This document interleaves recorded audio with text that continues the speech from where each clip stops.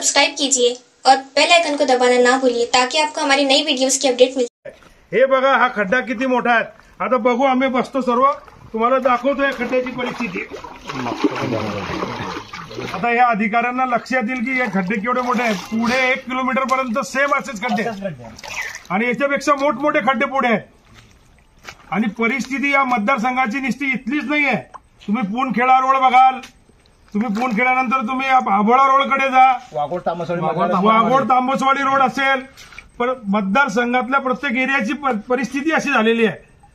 आणि निष्क्रिय आमदार घरी झोपलेले आहेत, फक्त मोठमोठे कार्यक्रम करतात, मोठमोठे पुढारी बोलवतात, ते सगळे इकडून देशाचे आणि महाराष्ट्राचे लोक बोलवतात आणि इथं परिस्थिती इथल्या नागरिकांची काय, इथल्या शेतकऱ्यांची काय हे पाहायला तयार नाही। हे अधिकारी आलेले आहेत। या अधिकाऱ्यांना आता आम्ही जसे बसलोय तसेच तुम्हाला पण बसावं लागेल। बसा खालती, मांडे मारायचा, उद्या तो आमचं जे होईल ते तुमचं होईल। विकास आहे, हा विकास आहे, शिरीष चौधरींचा हा विकास। हे शेतकऱ्यांची परिस्थिती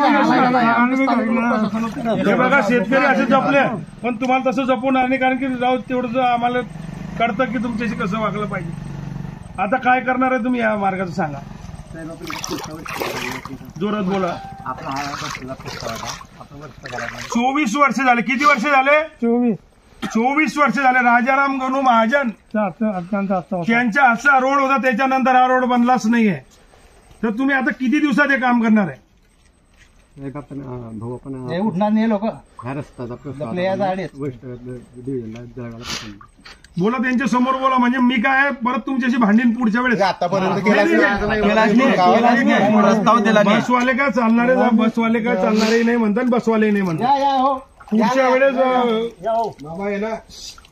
पुढच्या वेळेस आहे ना, तुम्ही त्यांना 15 ते 20 वर्षापासून मतदान करते, तरी या इथल्या जनतेची हालत अशी आहे। हे बघा, हा खड्डा किती मोठा आहे। आता बघू, आम्ही बसतो सर्व, तुम्हाला दाखवतो या खड्ड्याची परिस्थिती।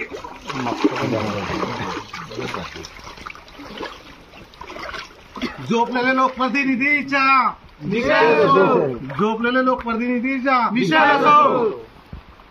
आमदार मुर्दाबाद, शिरीष चौधरी मुर्दाबाद, झोपलेल्या प्रतिनिधीच्या, लोकप्रतिनिधीचं करायचं काय? अरे आमदाराचं करायचं काय?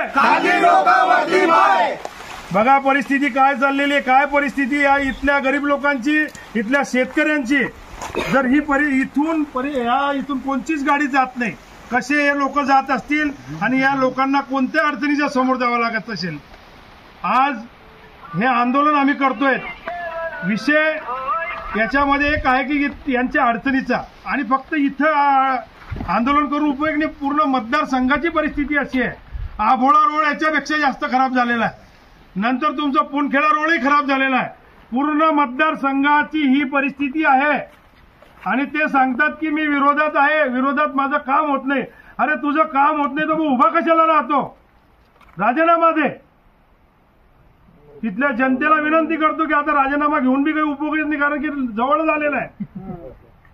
तर ही परिस्थिती या शेतकऱ्यांची झालेली आहे। शेतकऱ्यांना इथं मोठ्या अडचणी आहेत आणि या अडचणी दूर करण्यासाठी असे 100 प्रयत्न अनिल चौधरी करणार आहे आणि अनिल चौधरी गरिबांसाठी कुठेही मदतीला धावणार आहे। अनिल भाऊ तुम आगे बढ़ो, हम तुम्हारे साथ हैं। अनिल भाऊ तुम आगे बढ़ो, हम तुम्हारे साथ हैं। बरं, आता आहे ना तुम्ही